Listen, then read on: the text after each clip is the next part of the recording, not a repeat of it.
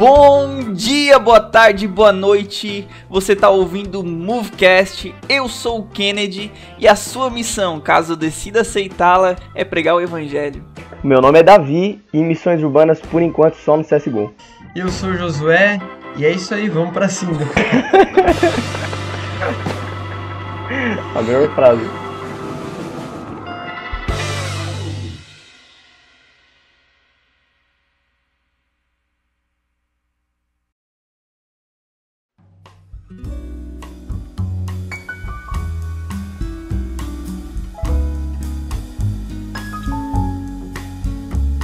Então, pessoal, para esse nosso episódio aí, né, o nosso episódio número 6, a gente chamou o Josué, que é um cara aí que tem uma grande experiência com missões urbanas, né, ele vai até se apresentar agora pra gente aqui, vai falar um pouco, mas é uma breve apresentação do Josué. O Josué ele teve no CTM faz algum tempo, se formou lá e estagiou, enfim, fez uma parada aí, várias coisas aí, que rendeu a ele muita experiência para poder estar falando sobre o assunto aí. Inclusive, né, tem o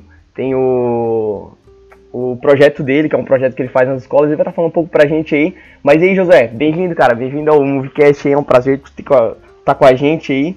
E se apresenta um pouco, mano, fala um pouco aí sobre quem tu é, fala um pouco aí sobre teu projeto, sobre tua experiência no CTM lá. Fala Davizão, fala Kennedy, prazerzão estar aqui, cara, muito feliz mesmo. Enfim, para quem não conhece, meu nome é Josué e eu tenho 24 anos. Nesse exato momento estou sentado numa cadeira com uma clavícula fraturada, mas com muita alegria no coração. Jesus é bom. E cara, a gente, na verdade, a gente é novo, né? Mas graças a Deus a gente tem vivenciado algumas experiências muito legais, muito legal dentro do tema de missões. Eu me formei em 2017 em administração e logo que eu me formei eu já fui direto para uma escola de missões, né? Que é o Centro de Treinamento Missionário Vida, lá em Gaspar. E lá a gente ficou 1 ano e meio, sendo que foi 1 ano estudando no sistema de internato, né? Nós ficávamos lá dentro, uma turma de 26 alunos, e depois a gente tinha uma experiência no campo mesmo, que era um estágio missionário em algum lugar do Brasil ou fora. No caso da minha equipe, foi eu e um parceiro meu, a gente foi para Minas Gerais, cidade de Capinópolis, ali no Triângulo Mineiro. E Caramba. Aí foram 3 meses desenvolvendo um projeto nessa cidade. O nosso foco, de acordo com a demanda da igreja, né, que foi solicitado, era um projeto focado para jovens e também para evangelismo na igreja, né? Então a gente teve esse tempo, enfim, resumindo, a nossa experiência no CTM foi isso, 1 ano e meio. E fora isso, a gente sempre esteve envolvido na igreja local, desde cedo, ministrando, liderando a parte do louvor, parte da música na igreja, liderando jovens também. E fora isso, agora a gente também tem desenvolvido, agora literalmente não devido à pandemia, mas a gente tem um projeto nas escolas, que é o Reason Project, que visa adentrar nas escolas, embora com a temática de ser um projeto de conscientização. A verdade é que a gente quer entrar nas escolas e tem entrado nas escolas com o objetivo de levar o reino dos céus, de anunciar o amor de Jesus. E enfim, isso aí é um pouco do que a gente tem vivenciado aí nesses últimos anos. Show. Mano, esse teu projeto, cara, que tu faz nas escolas, faz sozinho ou tem uma equipe que te acompanha, que te ajuda a fazer e tal?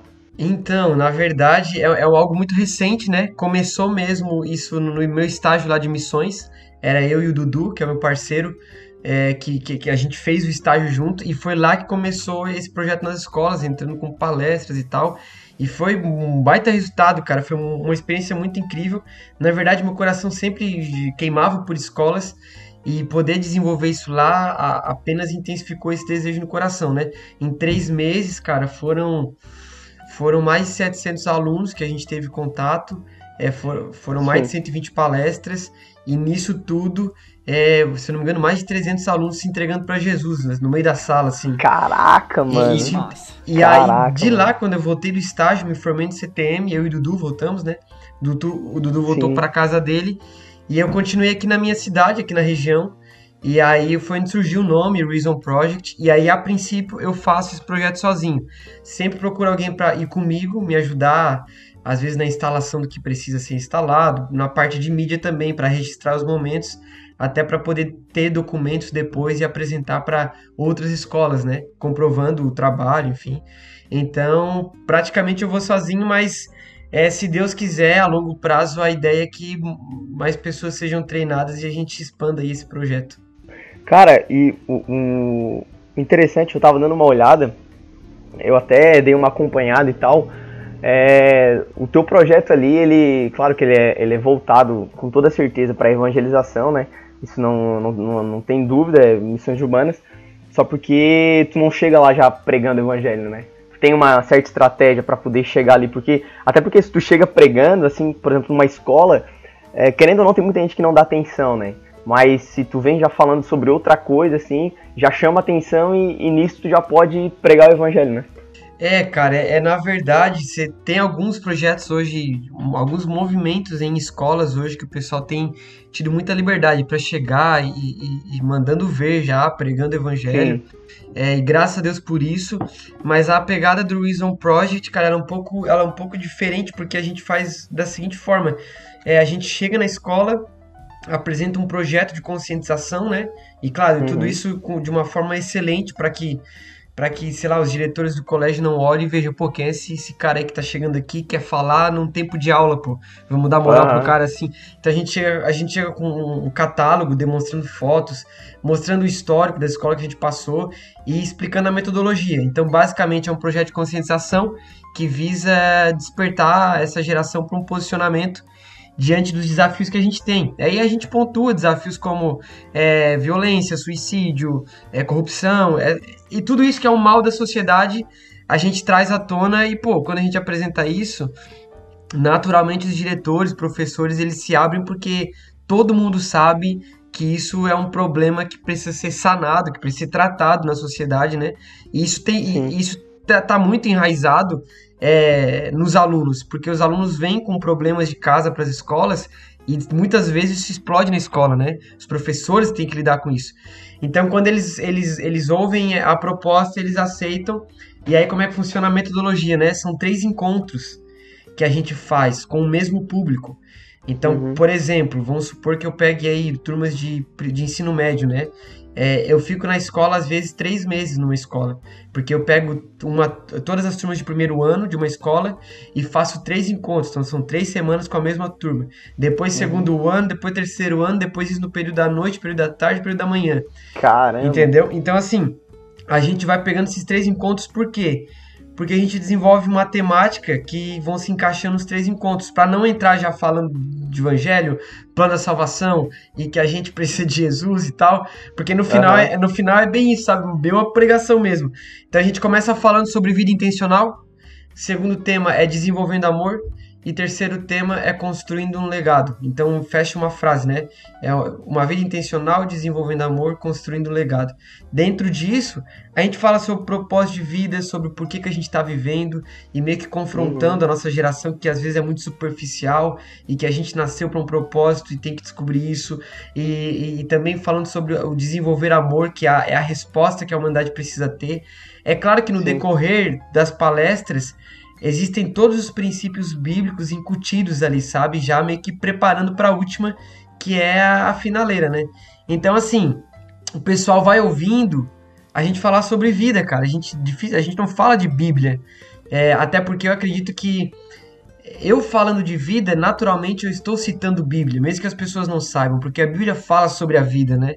Então, eu falo de vida, crio um ponto de contato com as pessoas e quando elas vão concordando, isso que é legal, cara, tu vai criando um relacionamento com a galera, sabe? Primeiro encontro, tem os caras mais maloqueiros que não dão muita moral, ficam mais no canto da sala, tá ligado? Querendo agitar, e aí a gente vai indo, vamos metendo a verdade, vamos falando, e os caras, pô, isso aí faz sentido, mano. Às vezes tem uns caras que estão olhando meio maloqueiro pra nós, a gente fala, cara, eu sei que você tá olhando aqui pra mim agora, tentando fazer uma marra, mas por dentro você tá falando, cara, é verdade, que esse cara aí tá falando, ele tem razão e tal.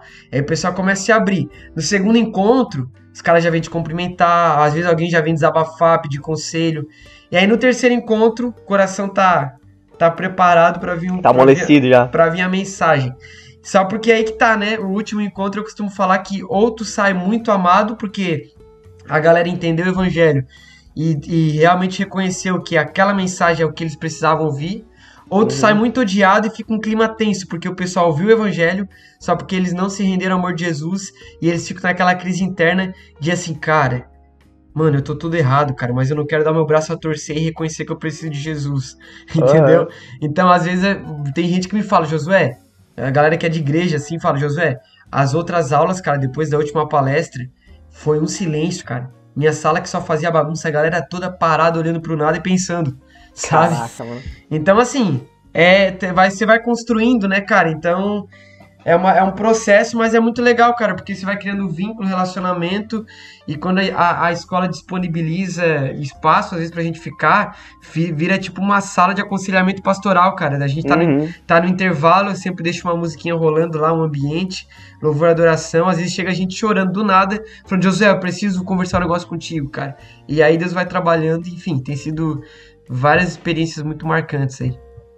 E, cara, isso é interessante, mano, porque o que tu faz ali, claro que no final ali tu faz a pregação do evangelho e tudo mais, mas é interessante porque no começo tu trata sobre as questões que na verdade são questões básicas da vida, né? Então, tipo, é questionamento da vida, cara. E que na grande maioria das vezes, quando isso é ensinado, por exemplo, no colégio, ou não somente no colégio, mas quando isso é ensinado, tipo, por fora, assim, ideologicamente, enfim, né, várias vertentes, é ensinado, mas é ensinado só porque nunca existe a solução, né? Tipo, o cara vê o problema, mas nunca vê a solução. No caso ali, tu apresenta o problema, que são várias questões da vida ali, só porque no final tu mostra que tudo isso tem uma solução, que é o evangelho. É por isso que tu falou ali, por exemplo, no final, outro sai muito amado, outro sai odiando, porque, tipo, não tem como, cara. Tu viu, tu sabe o que é, tu tem consciência agora, ou tu sai muito amado, ou tu vai odiar muito aquilo. E, cara, mano, precisa ter uma estratégia pra isso, né? Porque às vezes a gente vê, tipo, esses movimentos de escola, e claro, tem muitos que começam e tal, mas pregando somente o evangelho e não chamam atenção. Mas essas são questões que realmente chamam a atenção e é um caminho massa, mano. É um caminho muito massa. É bem isso aí da visão. Na verdade, eu acho que é um dos grandes erros que às vezes a gente como igreja comete, né? No desenvolver essa missão que a nós foi incumbida de anunciar o evangelho. É não saber contextualizar o evangelho para os ambientes, né? Pra cidade, né? Na missiologia você aprende muito isso, né? De contextualização. E o próprio Jesus, ele ensina isso, né? Tu vai ver que para discípulos ele comunica de uma forma. Mateus capítulo 10, eu acho que ele vai falar, né? Para vocês é dado conhecer o mistério do reino dos céus. Agora, para essa galera aqui, eu uso parábola. Porque os caras têm ouvido e não ouvem, têm olhos e não veem. Então, assim, Jesus, ele era muito estratégico na forma de comunicar o evangelho, na forma de comunicar a mensagem. Ele identificava público e comunicava. E às vezes a gente quer entrar dentro de uma escola, cara, e debater com um cara que é ateu, falando que, cara, porque nós somos vaso de barro, e começa a fazer citação bíblica. Os caras não entendem nada. O cara fica boiando assim, cara, porque não sei o que, velho? Porque vão tudo pro inferno, mano. O que é inferno, cara? As pessoas hoje, cara, embora a gente vive num Brasil cristianizado, onde tem muitos cristãos, a verdade é que ninguém, cara, difícil tu chegar pra um moleque hoje de escola que nunca teve uma raiz evangélica em casa, escola dominical, um cara aleatório aí que vive na sociedade, e fala assim, cara, você conhece Jesus, mano? Quem foi Jesus? O cara não sabe dizer, o cara não tem raiz bíblica. Então, assim, como é que eu vou abordar um cara de forma que o evangelho seja acessível para ele com uma coisa que ele nunca conheceu, nunca ouviu? Eu tenho que contextualizar. Então, assim, eu acho que essa é a grande parada que eu falo isso para mim, é um desafio meu, mas principalmente da galera que tá estudando, cara. Tanto em escola, ensino médio, ensino superior, é você saber criar pontos de contato de forma que o evangelho seja acessível para todos. Porque é isso que Jesus fazia, né? Então isso é fundamental. Sim, cara, só uma coisa. Pode falar, mano. Uma parada que eu achei sensacional, mano, desse teu projeto. É uma coisa que eu notava na faculdade, que agora eu me formei, né? Não quero dizer nada aí, mas eu tô formado. Parabéns, cara. Uma salva de palmas aí. Muito bom, cara.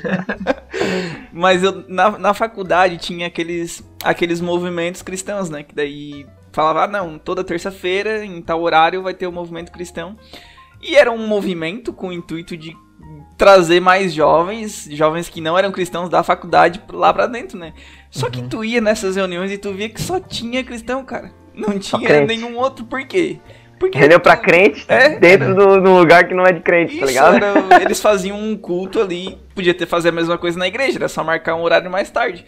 Aí o que acontece? Porque os caras chegavam lá, e daí o cara que não conhecia nada chegava lá e tava o pessoal, deixa queimar, faz isso, faz aquilo, o vaso que tu comentou. Aí o cara ficava totalmente perdido, não entendia nada. E essa questão de tu chegar primeiro abordando a questão ali de vida mesmo, abordando a questão da sociedade, né? Cara, isso é sensacional, mano. É o preparar o terreno pra depois plantar, né? Eu achei sensacional isso, cara. Isso é muito que a gente tem que fazer em qualquer missão que a gente vá cumprir, principalmente em meio urbano, né? Que é um pouco mais difícil de tu conseguir chegar lá no coração da pessoa, até porque ela já tem uma vida estabelecida ali, digamos assim, saciada fisicamente, né? Saciada com questão de comida, não é que nem tu fazer uma missão na África, que tu chega falando de um Deus que vai ajudar em tal coisa. Ali não, ali tu tem que convencer a pessoa, mesmo ela tendo num ambiente muito bom pra ela, onde ela tá confortável, tu tem que convencer ela de que ela ainda não tá bem, porque ela precisa da salvação. E aí tu chegar justamente por esse contexto de vida, de direcionamento de vida, é sensacional, mano, sensacional. Cara, mano, e essa questão aí de tu ser uma ponte, né, como tu diz aqui, a gente é a ponte pra isso. Essa questão da igreja, mano, é muito verdade, cara, porque não é que a gente, não digo que a gente tá pregando o evangelho de maneira errada, muito pelo contrário, cara. Tipo assim, eu vejo muita gente pregando o evangelho e realmente pregando o evangelho, mas a questão de tu não saber adaptar o evangelho ao teu contexto, cara, é uma dificuldade muito grande que a gente vê, porque, por exemplo, a questão de missões urbanas, né, que é o que a gente tá conversando aqui. Cara, a missão, mano, principalmente em centro urbano, ela precisa ser baseada na necessidade da cidade, né? Tem até um cara que ele escreve muito sobre isso, que é o Timothy Keller, e ele fala sobre essa questão, né, do evangelho pra cidade. Cara, tem uma história massa dele, que quando ele foi pastorear uma igreja, ele chegou e ficou, meses, tá ligado? Ficou os 3 primeiros meses na cidade, nos bares, nos lugares onde as pessoas costumavam ir. Ele simplesmente sentava, pegava um papel e ele anotava o que as pessoas conversavam, entendeu? Tipo assim, ele tava ouvindo o anseio do povo, o anseio a necessidade do povo. Porque, por exemplo, a gente tá falando aqui da África, lá na África, cara, eles têm um anseio, beleza? Sim, eles têm fome espiritual, mas eles também têm fome física. Agora, se a gente ir aqui, sei lá, centro de São Paulo, se a gente ir qualquer capital aqui, cara, tem muita gente que não passa fome, porque é difícil passar, mas os anseios, eles são diferentes, a necessidade é diferente, e a gente precisa adaptar o evangelho para essas questões. O evangelho precisa ter uma solução para isso.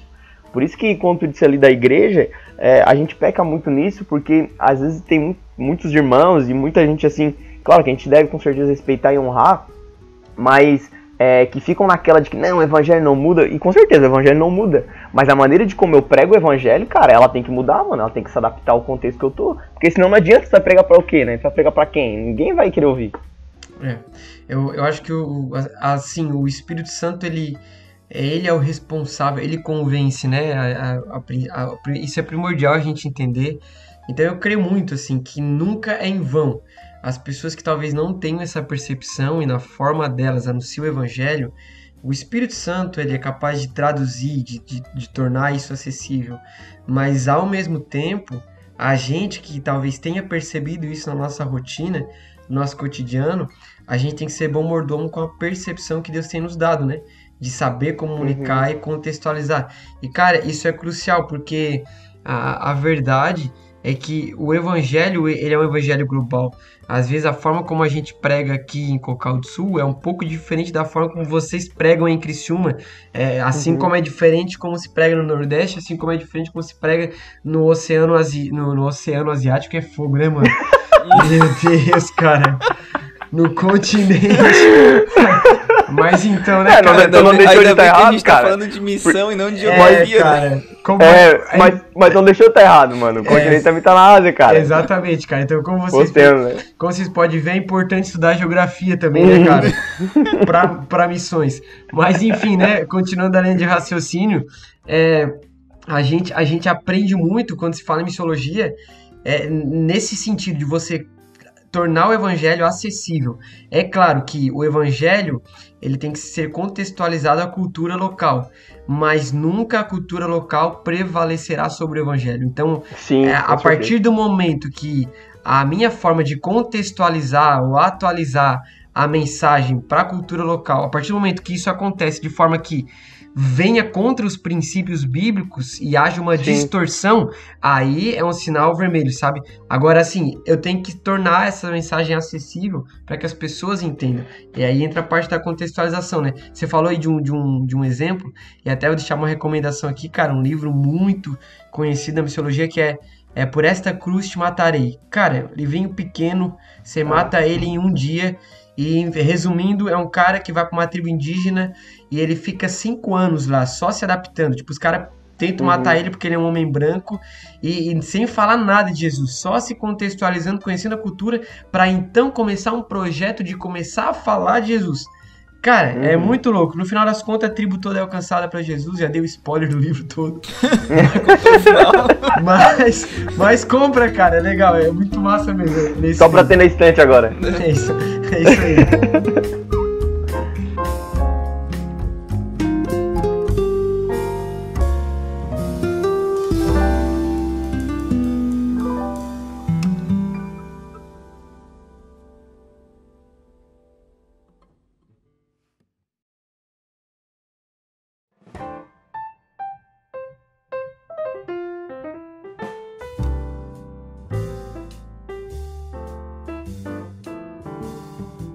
Então, mano, o termo missiologia, cara, ele é bem interessante, cara, mas se a gente dá uma olhada ali na Bíblia, a gente nunca vai ver o termo missões na Bíblia, né? Até porque o termo missões é algo muito contemporâneo, assim, né? Algo muito, faz pouco tempo, assim, que tem tratado isso como uma doutrina sistemática e tal, mas por mais que não tenha na Bíblia o termo missões, a gente vê que missões está presente na Bíblia, né? A gente vê que missões está presente nos evangelhos, porque é sobre isso realmente que Jesus veio fazer, é isso que a gente faz, né?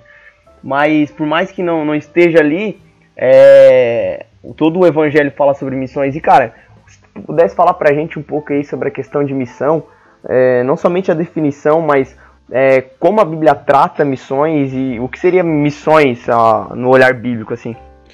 Então, a verdade é que missão, como você falou, né, você não vai encontrar a palavra missiologia na Bíblia, mas é um estudo sistemático sobre isso, e como já foi falado aí, a Bíblia inteira ela é pautada sobre uma missão, né? Então, assim, normalmente a gente muitas vezes tem um conceito limitado de que missão é aquilo que nós fazemos. É diferente se nós entendemos que missão é aquilo para o qual nós nascemos. É uma coisa que está acima de nós. Então, tem um autor, o David Bosch, eu tinha um professor, cara, que falava muito desse autor, ator, né? E ele falava o seguinte, cara, não é a igreja que tem uma missão. Na verdade, é que a missão é que tem a igreja. Então, quando você entende isso, que a missão ela está além da nossa vida, aí você começa a ter um senso real daquilo que a gente nasceu e daquilo que a gente é chamado para viver. Então você olha para a Bíblia de início ao fim, você vê um Deus que se move em missão. Quando a Bíblia fala que antes da fundação do mundo, o Cordeiro ele já estava preparado, já havia um plano. Consequentemente, já havia uma missão. Então a Bíblia toda nada mais é do que uma história sendo desenrolada sob uma missão. É a missão de Deus. A missão de Deus é o quê? É criar a humanidade, uma raça que seja sua imagem e semelhança e que viva de acordo com a natureza dele, que faça parte da família dele. Basicamente é isso. O propósito da humanidade é essa. Agora, a missão serve para que esse propósito seja alcançado. Então, se o propósito para o qual a gente nasceu é ser imagem e semelhança do Senhor, e nós servimos um Deus que é soberano, significa que os propósitos dele nunca serão abalados. Então é por isso que o início da Bíblia é um Deus que criou o homem em sua imagem e semelhança. E aconteça o que acontecer, o início da Bíblia, Deus criou um paraíso, onde não havia pecado, onde não havia dor, onde não havia tristeza. Deus criou esse ambiente. Agora, aconteça o que acontecer, o fim da história é o mesmo.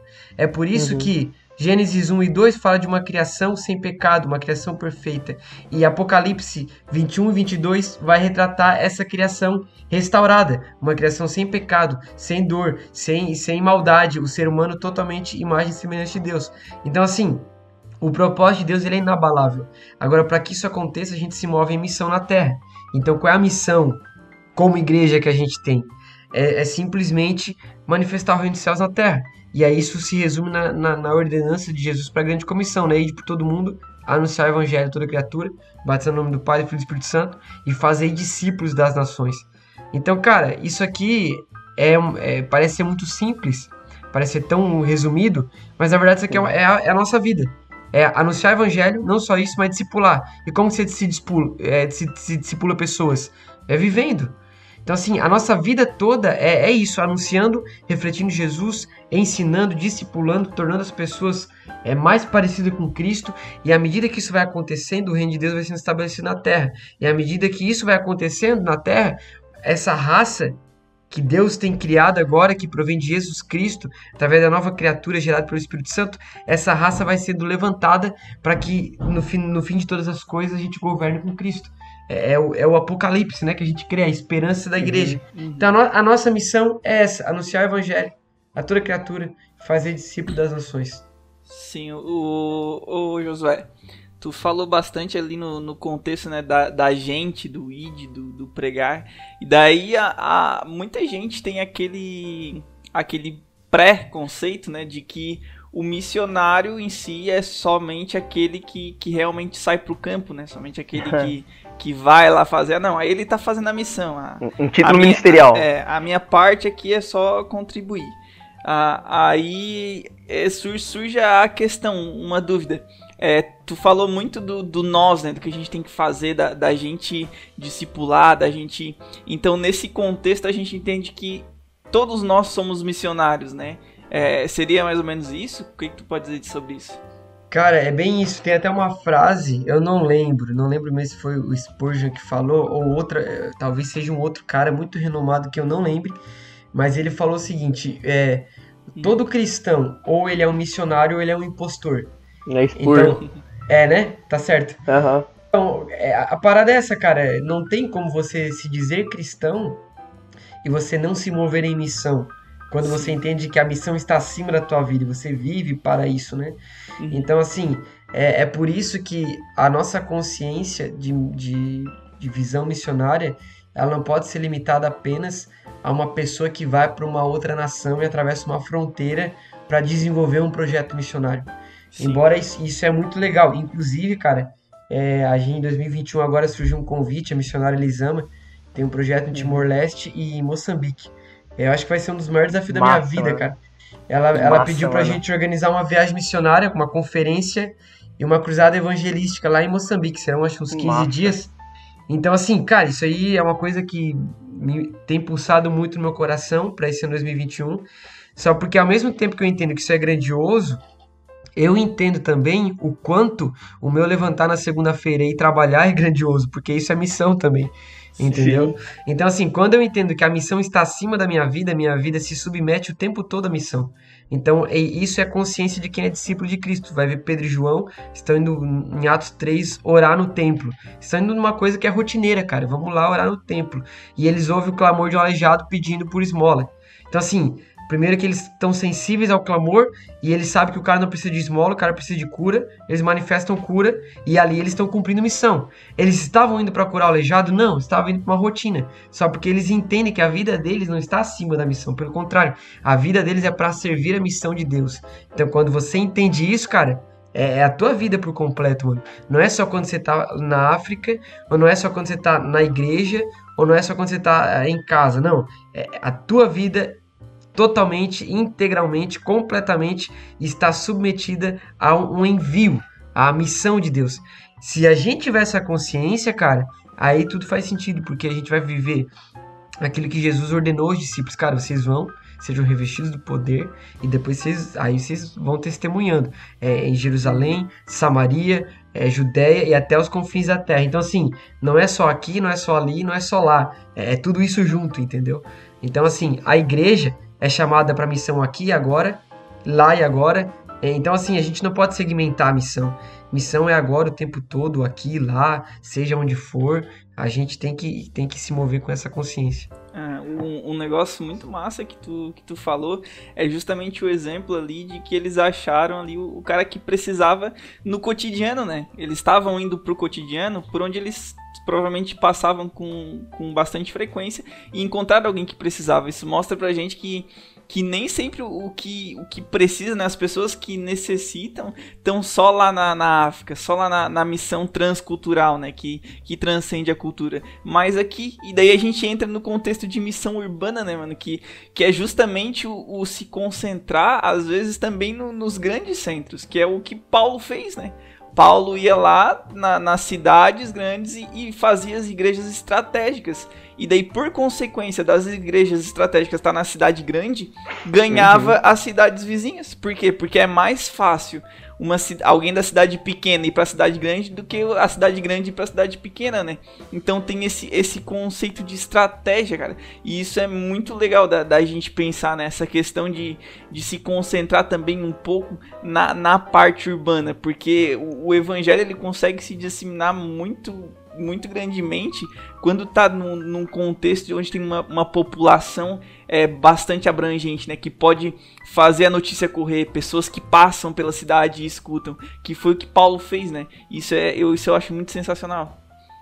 Cara, a visão estratégica é uma coisa que como igreja a gente precisa desenvolver, porque assim, né, a verdade é que Jesus fala, os campos estão brancos, os trabalhadores são poucos. Então, assim, ele tá falando, cara, tem muita gente, tem muito serviço, tá faltando trabalhador. Então, assim, se cada um entender o seu chamado, por exemplo, hoje a gente se move em missões urbanas, né? A gente tá nas escolas e tal. Mas, cara, a gente precisa de gente em outro continente, da mesma forma que a gente precisa de gente lá no interior. Da mesma forma que a gente precisa de gente na menor cidade de Santa Catarina e também na metrópole. Então, assim, a gente tem que orar mesmo, cara, é um desejo do meu coração. E no final o evangelho vai sempre apontar para isso. Eu até às vezes me cobro, cara, mas me cobro no bom sentido e grato a Deus por isso. Que normalmente quando eu vou ministrar alguma coisa, cara, termina sempre no mesmo lugar. Que é o quê? É a gente ter um relacionamento com Deus e saber ouvir a voz de Deus. Porque se a igreja, se cada um ouvir a voz de Deus e entender qual é o seu chamado, a sua vocação, com certeza, cara, a gente serve um Deus que é um Deus que se move em missão e é um Deus estratégico.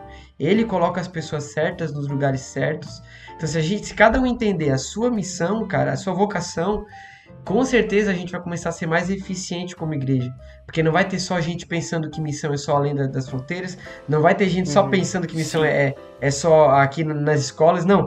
Se cada um entender, cara, a gente vai ver gente contente em viver numa cidade às vezes de 2.000 habitantes, não tem nada pra fazer, mas o cara sabe que o chamado dele é estar lá, anunciando o evangelho e manifestando o reino de Deus lá, sabe?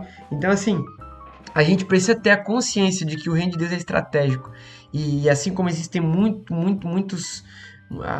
os campos estão brancos, a necessidade de que muitos trabalhadores se levantem com essa consciência estratégica para cumprir a missão do Senhor.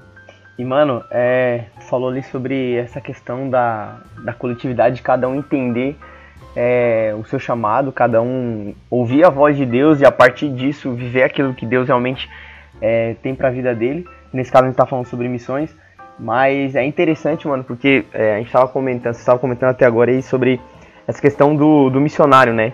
Do cara que se sente chamado, por exemplo, para ir fazer missões transculturais, ir para um local, ir para uma tribo específica, ir para um povo específico, e claro, isso é uma necessidade, assim como tem necessidade de pessoas pregarem o evangelho aqui, pregarem o evangelho nas escolas, missões urbanas e tudo mais.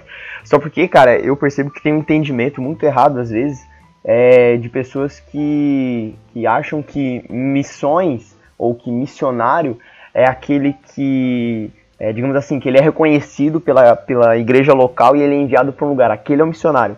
Fora disso, não é. Tu até falou sobre essa frase de Spurgeon, cara, e é show, mano.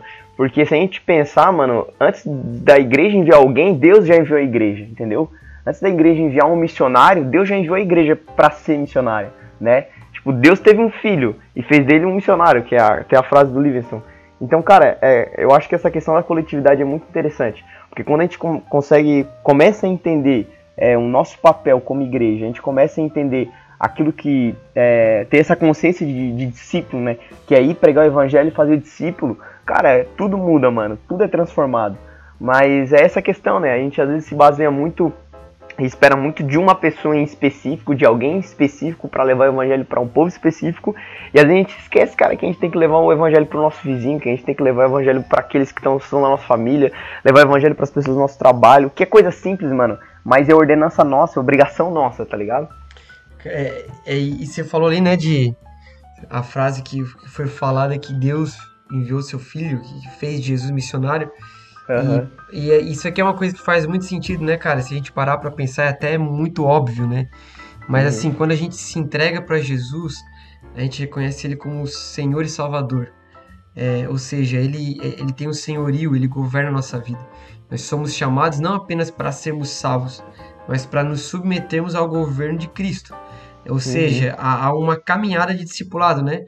A verdade é que aqui é um ponto crucial, cara, que você falando eu lembrei agora, que é importante a gente entender, porque às vezes o termo missão, ele parece muito que é só você ir pregar, né, cara, alopradamente, como se não houvesse amanhã, e vamos falar. Dá uma de Luca Martini e dá-lhe. É isso aí. Sair na rua falando. Cara, falei e pronto, cumpri agora a minha obrigação para desencargo de consciência. E a gente esquece de uma coisa que é muito importante, cara, que é o discipulado. Sim. É claro que Deus levanta de forma muito específica pessoas, às vezes, para fluir de forma mais intensa em determinadas vias, né? Mas agora, sim, a grande comissão é isso aqui, cara. Ir por todo mundo, anunciar o evangelho batizando. E fazendo discípulos das nações. Então, assim, não estão separadas. A gente não pode apenas celebrar o anúncio do evangelho. A gente tem que estar comprometido com o discipulado, sabe? Porque o que gera transformação de vida não é apenas eu falar. Uma pessoa ela pode ser tocada, ser alcançada pelo amor de Deus quando eu falo, mas a transformação evidente na vida dela se dá pelo processo de vida na vida, de discipulado, de ela estar num corpo, numa família, sendo edificada, aprendendo, falando, ouvindo, chorando com os que choram, se alegrando com os que se alegram. Cara, isso aqui é crucial. E é uma coisa que isso a gente tem desfrutado muito aqui na nossa igreja local, nos jovens que a gente lidera, no Conexão, que é essa vida na vida, esse discipulado, esse acompanhamento de estarmos juntos, porque a verdade é que uma igreja madura e que cumpre a missão com eficiência é uma igreja que vive discipulado. É por isso que Jesus Cristo, como você falou, ele foi enviado por Deus. Então a gente olha para Jesus Cristo e entende, Jesus Cristo ele está cumprindo uma missão. Certo? E aí, consequentemente, eu penso, cara, como que Jesus Cristo ele marcou a história da humanidade? Logo, a forma de ele se mover em missão foi muito eficiente. E como foi a forma de ele se mover em missão? Ele pregava, curava os enfermos, glória a Deus por isso, mas a estratégia crucial para que essa missão fosse perpetuada para as outras gerações foi o discipulado. É por isso que ele gastou, cara, intensamente a vida dele discipulando. Então, assim, a missão plena é uma missão que não está apenas limitada ao anúncio do evangelho, mas ela engloba também o discipulado, o discipular as pessoas. Isso é crucial, cara, porque isso foge um pouco da nossa zona de conforto, isso demanda mais tempo, mas isso faz com que a gente desenvolva o amor de Deus. E assim como Jesus foi enviado, né, ele vai dizer em João 20, Evangelho de João capítulo 20, ele vai dizer assim como o Pai me enviou, eu vos envio. Ou seja, da mesma forma como eu fui enviado em missão, da mesma forma que eu cumpri a missão, vocês são enviados em missão e vocês são chamados para cumprir da forma como eu cumpri. E é como? Anunciando e discipulando. É que demanda comprometimento, né, cara? Isso, com certeza. Uma coisa que tu comentou ali, né? Principalmente a questão do discipulado, cara. Isso aí vai de encontro a uma coisa que eu tenho certeza que muita gente já observou e que é comum nas igrejas, que é aquele negócio de, por exemplo, tem um culto onde no final é feito um apelo e tu vai lá e vê pessoas aceitando a Cristo. Só que aí depois tu nunca mais vê essas pessoas. Elas não aparecem, elas não coisa, porque não tem ninguém indo buscar ela. É basicamente, tu aceitou a Cristo, beleza, tu aceitou a Cristo, mas agora tu com as tuas próprias forças tem que vir pra cá e daí a gente vai te ensinar. Quando na verdade é o inverso, né? A pessoa não tem a força ainda, ela deu o primeiro passo de aceitar, só que o dever de pegar e puxar essa pessoa, de animar ela, de conversar, é da gente. É a missão que a gente tem que cumprir, o discipulado. A gente tem um jovem ali na igreja, cara, que uma vez ele ainda não era convertido, né? Aí ele chamou no direct do Instagram ali, daí eu conversei com ele, e daí ele falou assim, cara, eu não tô na igreja, mas eu sinto muita vontade de ir, já fui em algumas, e eu vi ali o culto de vocês, o movimento de vocês, e eu queria me aproximar. Daí eu disse, não, cara, vamos, beleza, vamos lá e tudo mais. E ele foi, daí ele aceitou a Cristo e começou a congregar com a gente. Só que daí ele começou a desanimar, cara. Tipo, logo em seguida, assim. Passou uma semana, 2 semanas, ele já tava meio que desanimando de ir. E daí ele pegou e me falou um negócio, cara, que foi um start, assim, na minha mente, sabe? Ele pegou e me falou assim, cara, eu tô desanimado, mas por favor, me incomoda pra eu não parar de ir. E foi o que eu fiz. Eu peguei e fiquei incomodando ele, cara. Falei, não, cara, vamos ir, vamos lá, eu sei que vai ser legal. Se tu não tá com vontade de ir por causa do culto, vamos lá então pra gente tomar um café depois, pra gente fazer. E aí, aos pouquinhos, ele foi realmente se estabelecendo, ele foi sendo discipulado, foi conhecendo a palavra e foi se aproximando e criou raiz. E hoje ele tá lá, é um cara que não falta, que tá sempre com a gente, precisou dele pra fazer alguma coisa, ele tá pronto pro serviço. Por quê? Porque ele foi discipulado, ele foi enraizado na igreja, foi enraizado no evangelho. A gente não simplesmente pegou e deixou ele à mercê da própria vontade.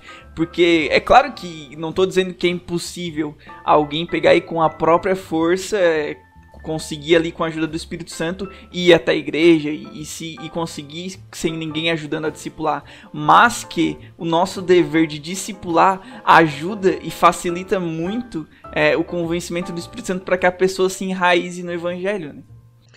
Cara, discipulado é poderoso, é bem o que tu falou. E o meu TCC, no término do curso lá no CTM, foi sobre o discipulado como estilo de vida, né? E a verdade é que muito do que a gente vê hoje do crescimento evangélico no Brasil, glória a Deus por isso, né, cara? A gente deve celebrar, mas às vezes a gente deve pensar também, né? Por que a gente vê tanto o crescimento do meio evangélico e às vezes pouca transformação na nossa realidade? E Sim. Isso abrangindo tudo, né? Não apenas vida de igreja, mas vida na sociedade. Então, assim, é porque talvez as pessoas estão tendo contato e se tornando adeptas da fé cristã, mas elas não estão experimentando uma transformação. Por quê? Porque a gente celebra a pessoa que se entregou para Jesus no culto, só porque depois a gente pensa que esse é o fim, sendo que esse é o início, né? Sim. Então, assim, o discipulado, ele é a estratégia de Cristo para a formação de discípulos maduros. E quando você tem discípulos maduros, você começa a descentralizar o evangelho e você se torna mais eficiente. Porque se o evangelho é para o mundo todo, sozinho você não dá conta. Jesus Cristo, que é o Filho de Deus, meu irmão, ele mesmo demonstrou isso pra gente. Ele falou, eu não vou fazer sozinho, vou treinar pessoas e vou treinar discípulos para isso.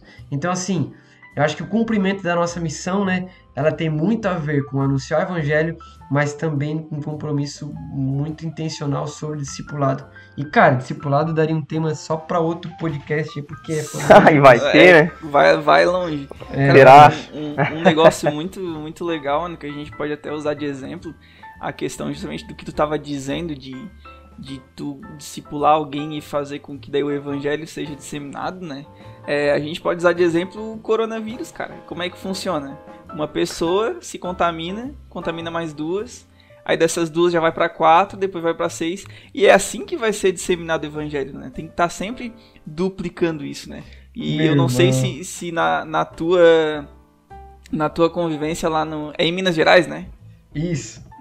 Lá em Minas Gerais tu conseguiu ver isso no teu projeto lá, tu conseguiu ver esse discipulado e ver essa disseminação, digamos, parecida com o contágio de um vírus, né? Do negócio ir sempre se duplicando e ganhando maior proporção. Tu conseguiu ver isso lá na tua vivência? Olha, hein, cara, essa comparação aí, o cara é um poeta, né, mano? Rapaz. Cara, é um... Assim como o coronavírus, cara. Vai dizer. Mas realmente, cara, a verdade é que o evangelho, ele é o antídoto, né, pro vírus do mundo, né? Agora eu tô vindo com outra, hein, meu irmão? Uma melhor que a outra. É uma melhor que a outra. Era essa que eu tava treinando, cara. Mas a verdade é essa, cara, que é bem assim, o evangelho, você vê que passou 2000 anos, cara, e por causa de um judeu que morreu crucificado numa cruz, a gente tá aqui hoje anunciando a mensagem desse cara, a mensagem do Filho de Deus. Chegou até nós, cara, e é justamente isso, o evangelho, e Mateus 24, Jesus vai falar sobre o fim, e a promessa, cara, o Jesus vai dizer que antes que o fim chegue, o evangelho, ele será pregado em todos os povos. Então, você tem noção disso, cara? Se tu for olhar as estatísticas hoje, né, de acordo com organizações missionárias, existem 42% da população mundial que nunca ouviu falar sobre Jesus. Caraca. Sabe? Muitos povos, cara, que não tem Bíblia traduzida no idioma deles, né? É muito grande a seara ainda, como Jesus fala. Agora, assim, a promessa de Jesus, cara, é que o evangelho vai chegar a todos os povos. Não quer dizer que todos os povos vão se render ao evangelho, mas que eles vão ouvir o evangelho, pode ter certeza que eles vão ouvir. E qual é o meio para isso? Eu creio que sim, Deus se revela de forma sobrenatural, mas acima de tudo é a igreja. É a igreja indo, a igreja anunciando. Então, assim, o evangelho é isso, ele se dissemina, a gente crê nisso. Agora, para que ele não só apenas seja disseminado, mas que ele venha ser implementado e seja um agente de transformação na cultura da terra, para que a cultura do reino do céu seja manifestada, existe a necessidade de um compromisso com o discipulado, que é o que a gente tem falado, né? E agora, terminando esse ciclo de raciocínio aí, cara, inspirado na comparação com o coronavírus aí, eu vou para a pergunta de Minas Gerais, né? Isso. Que foi... como é que foi a nossa experiência lá, cara? Foi o seguinte, eram 3 meses. É pouco tempo, mas é tempo suficiente. Você vê Paulo, às vezes, ficando pouquíssimos tempo em cidade e provocando revolução na cidade, né? Uhum. Então, cara, foram 3 meses lá de estágio e era uma preocupação nossa, né? Inclusive o pastor que nos recebeu lá, pastor Ivan Barreto, ele falou: Josué, a gente queria muito que vocês viessem, desenvolvessem um trabalho e tivesse continuidade, né? Não fosse uma coisa dependente apenas de vocês. Então a gente foi lá e o objetivo era trabalhar de forma paralela, internamente na igreja, com um grupo de jovens, edificando, discipulando. E aí para isso a gente começou a ter reuniões com ministração da palavra, ministração de louvor, muito poderoso, que Deus foi fazendo. E tinha outras ações, como o Na Mesa, que era um projeto que a gente começou a fazer com os jovens, que resumidamente era o quê? A galera semanalmente sentava na mesa para conversar, tomar café, a gente orava junto, lia a palavra de Deus junto, trocava experiências, sabe? Coisas do tipo, cara, o que Deus falou contigo essa semana? E às vezes na primeira semana o cara ficava olhando arregalado porque nunca alguém perguntou isso, entendeu? E ele falou: como assim, cara? Deus falou comigo essa semana, velho? Deus não fala comigo, entendeu? E só porque daí a gente vai começando a cultivar uma cultura de fazer as pessoas entenderem que Deus sempre tá falando, cara. E às vezes Deus fala no nascer do sol, às vezes é no cair de uma folha, às vezes de forma simples, num quarto, ou pode ser que seja de forma sobrenatural, mas Deus fala. E à medida que o tempo foi passando, a gente começou a perceber, os caras que outrora não tinham nenhuma experiência com Deus, os caras falando: Josué, cara, eu nunca experimentei o que eu experimentei, velho. Eu entrei no meu quarto e eu senti Deus falando comigo. Outro cara falando: Josué, eu fui pra escola e eu senti Deus falando pra eu orar por tal pessoa. E eu fui lá e orei, cara, a pessoa ia se suicidar. Depois ela me entregou. Mano. Inclusive, cara, eu lembrei agora dessa situação. Mas isso aqui um cara falou pra nós: Josué, depois de algumas semanas desse Na Mesa, né? Ele falou: Josué, eu senti Deus falando comigo para eu conversar com uma pessoa. Eu fui lá e falei com essa pessoa, perguntei se estava tudo bem. Ela começou a chorar e tal, falou que não estava bem. E eu comecei a falar sobre o propósito de Deus para a vida dela e tal. Comecei a falar ministrar sobre o propósito. Eu comecei a lembrar daquilo que a gente conversava aqui na mesa e tal. E ele falou. No outro dia, ela pegou, procurou ele, entregou para ele 3 cartas. E uma carta estava escrito na frente: amigos, outra carta estava escrito paz, e outra carta Nossa, estava escrito amor, que era pro namorado dela, era uma menina. E ela falou assim, cara, tá aqui essa carta. Antes de a gente conversar ontem, eu tinha escrito essa carta de despedida porque eu ia me suicidar. Mas depois que você veio falar comigo, cara, eu tô com desejo de viver e eu quero jogar essas cartas fora aqui, entendeu? Então assim, cara, a galera começou a fluir nessa missão, entender que a vida delas é por uma causa maior, a partir de um ambiente discipulado, onde a gente compartilhava o quê? Josué, era muito conteúdo louco, sistemático. Não, cara, era conversa de amigo, de vida na vida, a gente conversando, falando, cara, como é que você tá? Como é que foi tua semana? E nisso as pessoas começaram a perceber a simplicidade do evangelho. Então, enfim, essa era uma estratégia que a gente tinha para discipular galera de dentro da igreja, certo? Uhum. E aí, parte de fora, externamente, a gente começou a trabalhar nas escolas. Então, a gente começou a ir nas escolas e tal, a gente já comentou aqui no início, né? E aí, no final de tudo isso, para cruzar esses dois ambientes, a gente promoveu um evento na cidade. E graças a Deus, nesse momento, isso no terceiro mês, cara, a cidade toda já estava reconhecendo o trabalho. A gente saía na rua, os caras de escola falavam, ô Josué, daí Dudu, beleza? Tá ligado? Saía para comprar coisa no mercado, o pessoal já, pô, vocês são os missionários que estão aí, né? Entendeu? Então, assim, começou a repercutir. E claro que a gente sabe que é a mão de Deus nisso. E aí, no final de tudo, a gente fez um evento na cidade. Para que a galera de escola fosse lá na igreja, e a gente fez um eventão, tipo um cultão mesmo, e assim, foi algo muito histórico, porque o pastor falou, Josué, cara, o pessoal nunca vem na igreja aqui, o pessoal tinha muita barreira contra a igreja, e a gente começou a fazer uns encontrões, e no final terminou com esse encontrão geral, que tinha 160 pessoas de escolas dentro da Igreja Assembleia de Deus lá. Nossa. Isso num dia que era um dia de festa na cidade. E, cara, teve gente se rendendo para Jesus. Então foi muito poderoso. E depois disso, a galera continuou os encontros que a gente promovia. O pessoal tem continuado com esses encontros. Esse pessoal que estava na mesa sendo discipulado é um pessoal que continua em contato com a galera das escolas, que continua evangelizando e tal. Então, assim, embora for um pouco tempo, eu acredito que mediante aquilo que a gente tinha disponível nas nossas mãos, a gente foi muito agraciado por Deus por poder desenvolver um projeto que tem tido continuidade. Que sensacional, né? Muito, muito massa. E o legal de tudo é saber que todo esse processo, tudo isso aí, resultou em uma clavícula quebrada. Estamos aqui agora, né, cara, com a clavícula quebrada. A verdade, cara, é que olhar pra tua vida é engraçado por causa disso, né, cara? Eu imagino o Paulo contando as histórias dele pros caras, né? Tipo assim, pô, eu tava lá, dei uma cobra, picou minha mão. E o cara enfaixado e ao mesmo tempo evangelizando, falando do amor de Deus. Cara, o legal da vida, de uma vida em missão, é tu começar a ter essa consciência. E eu me sinto muito num filme de ação, tá ligado? Quando os caras chegam de mim.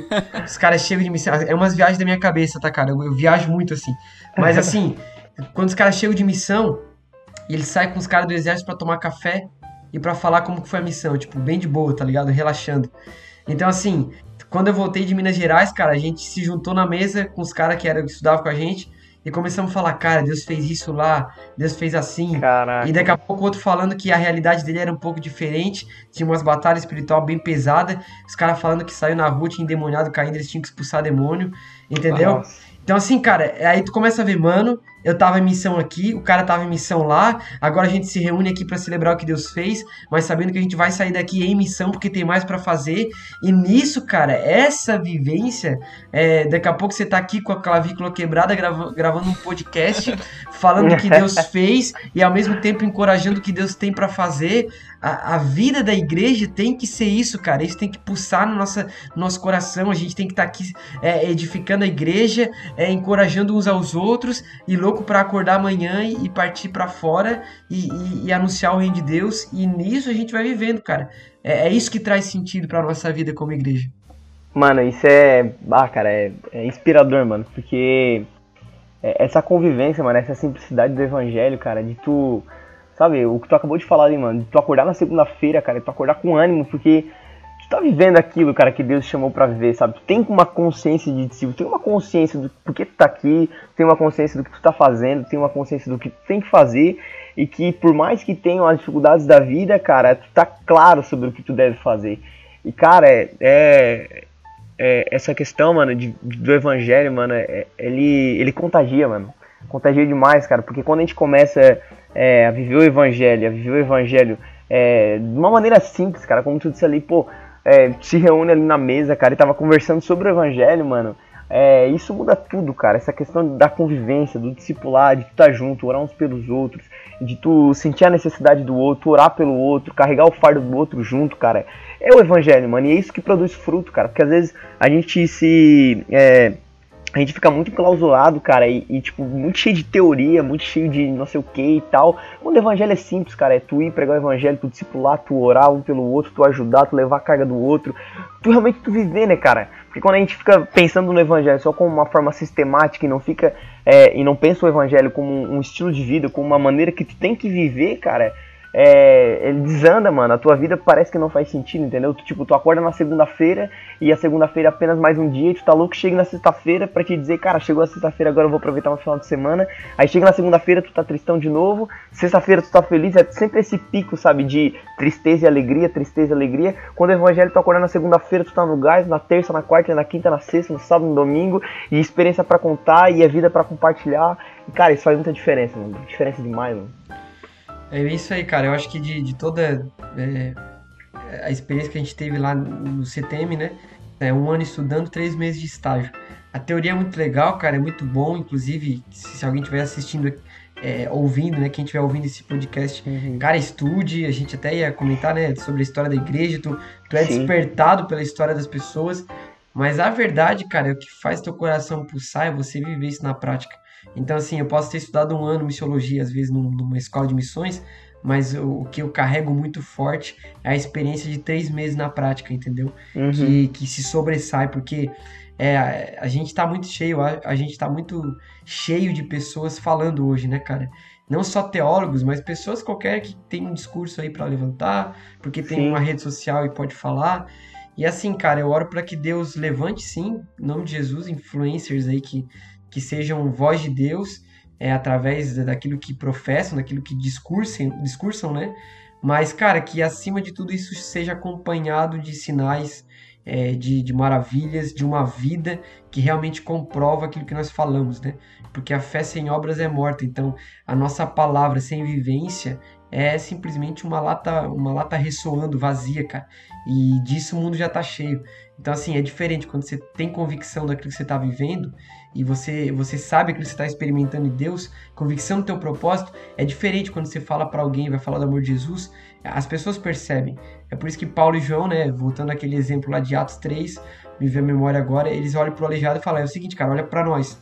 Então, assim, a verdade é que a igreja que vai atrair olhares da sociedade com essa convicção e que gera transformação na realidade das pessoas, é uma igreja que experimenta Cristo na prática.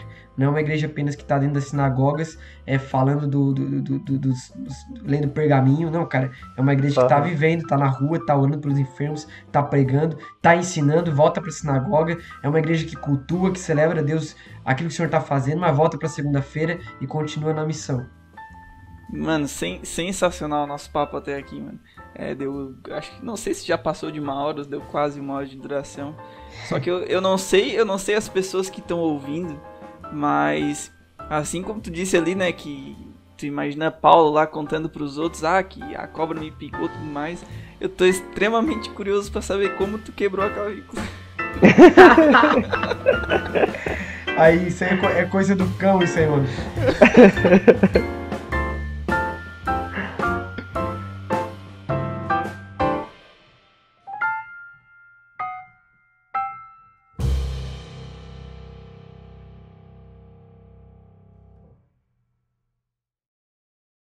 Então, cara, eu tava saindo da igreja, isso foi quarta-feira passada.